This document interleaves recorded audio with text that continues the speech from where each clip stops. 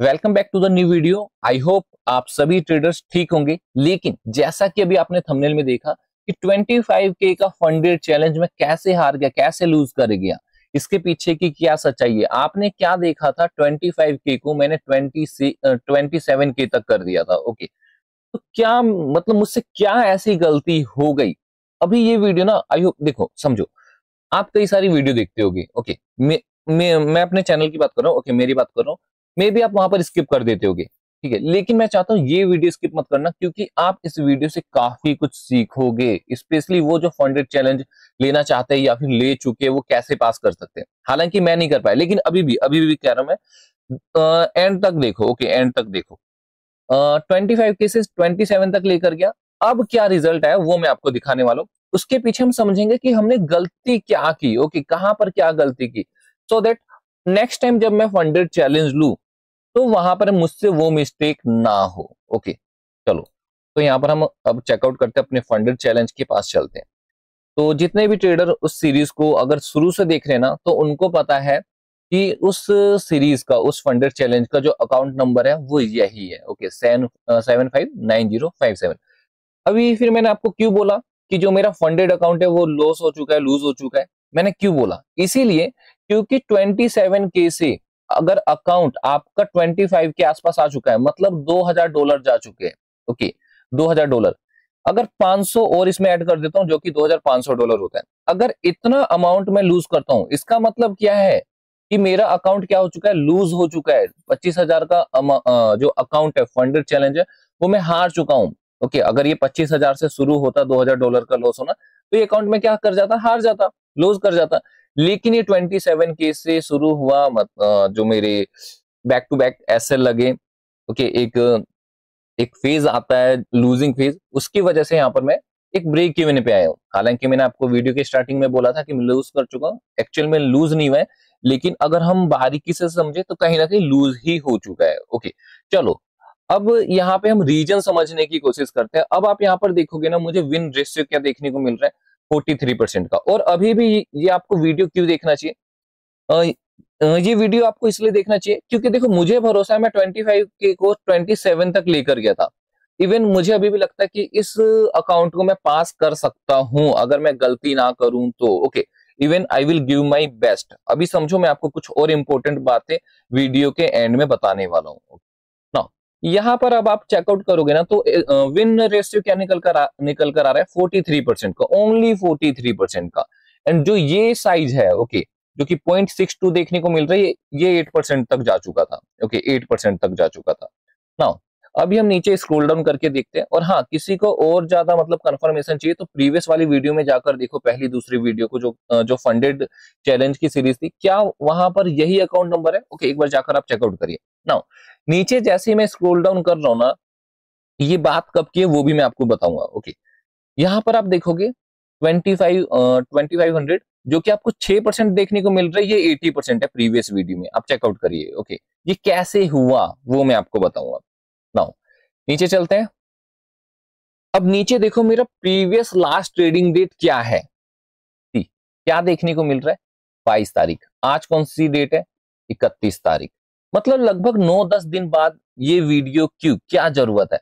हालांकि मुझे 22 तारीख को ही पता चल गया था कि अभी कोई भी वीडियो नहीं आएगी, सिर्फ लर्निंग वीडियो की, जो कि मैंने आपको वीकली एनालिसिस प्रोवाइड कराई थी, सो दैट आपका जो ट्रेडिंग है वो कंटिन्यू रहे, आपको एक डायरेक्शन मिलता रहे गोल्ड के बारे में। इसी वजह से वो अपलोड करना मैंने जरूरी समझा। अपनी एक भी पोस्ट मैंने नहीं डाली। हाँ, ग्रुप में मैसेज किया था कि मौनी अमावस्या के बाद मैं एक्टिव हो जाऊंगा, जैसा कि ये वीडियो बन भी रही है। अब यहां पर मेन चीज निकल कर आता है कि वो क्या गलती है जो मेरे साथ आपको भी नहीं करनी है। ओके, नाउ सबसे पहले ओपन टाइम देखो। यहां पर आपको एक चीज कॉमन देखने को मिलेगी, वो क्या है। ओके,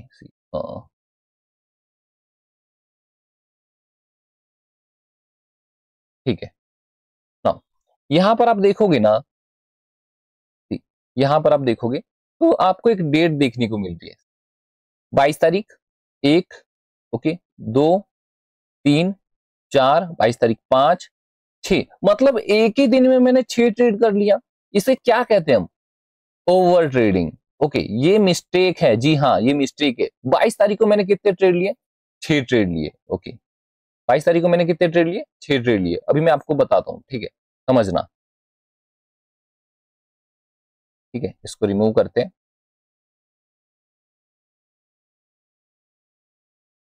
हाँ, नीचे स्क्रॉल डाउन करता हूँ और 21 तारीख को अब हम देखते हैं कि मैंने 21 तारीख को कितने ट्रेड लिए। तो 21 तारीख को आप देखोगे 1 ट्रेड, ओके, 2 ट्रेड, 3, 4। दूसरे पेज पर आते हैं, दूसरे पेज पर क्या देखने को मिल रहा है? 22 तारीख को मैंने 6 ट्रेड लिए, 21 तारीख को अभी 4 देखा हमने, ये हो गया 5 ट्रेड, ओके,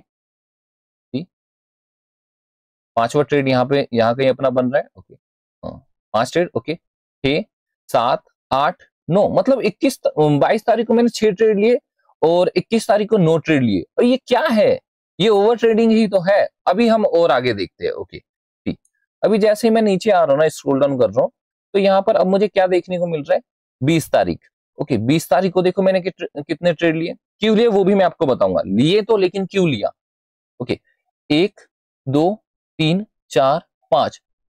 पहले 22 तारीख को मैंने लिया 6 ट्रेड, ओके, 21 तारीख को लिया मैंने 9 ट्रेड, ओके, और अब 20 तारीख को मैंने कितने ट्रेड लिए? 5 ट्रेड। क्या समझ आ रहा है? इसे ओवर ट्रेडिंग नहीं कहेंगे तो क्या कहेंगे? मतलब एक दिन में 9 ट्रेड का कोई सेंस बनता है? 6 ट्रेड का कोई सेंस बनता है? नहीं बनता। इवन मेरे ख्याल से 5 ट्रेड का भी कोई सेंस नहीं बनता है। लेकिन ये गलती मुझसे हुई कैसे? अभी सिर्फ 2 कॉलम देखकर कुछ नहीं मिलने वाला, तीसरा कॉलम भी देखो, एक बार आपको हिस्ट्री पता चल जाएगी। 20 तक अब हमें समझ आया। अब हम यहाँ पर आ गए, 19-18 छुट्टी होगी, ओके, मेरे ख्याल से छुट्टी ही रही होगी, एक बार चेकआउट कर लेता हूँ। 19-18, okay, let me check, yes, 19 Sunday Saturday, okay, done, छुट्टी है। अब देखो 17 तारीख को कितने ट्रेड लिए मैंने? ठीक, कितने ट्रेड है? 1, 2, 3, बस 3 ट्रेड, ठीक है, 3 ट्रेड। 16 को आओ, 2 ट्रेड। 15 को आओ, 1, 2, 3 ट्रेड। नीचे आओ और स्क्रॉल डाउन करते हैं, नीचे आओ। 14 तारीख को लगभग 2 ट्रेड और यहाँ पर आते हैं, चौथा कॉलम भी चेकआउट करते हैं। अगेन यहाँ पे 3 और है, और 13 तारीख को भी 13 तारीख को भी मैंने यहाँ पे ट्रेड लिया हुआ है, ओके, 13 तारीख को भी प्रॉफिट, अगेन प्रॉफिट लॉस।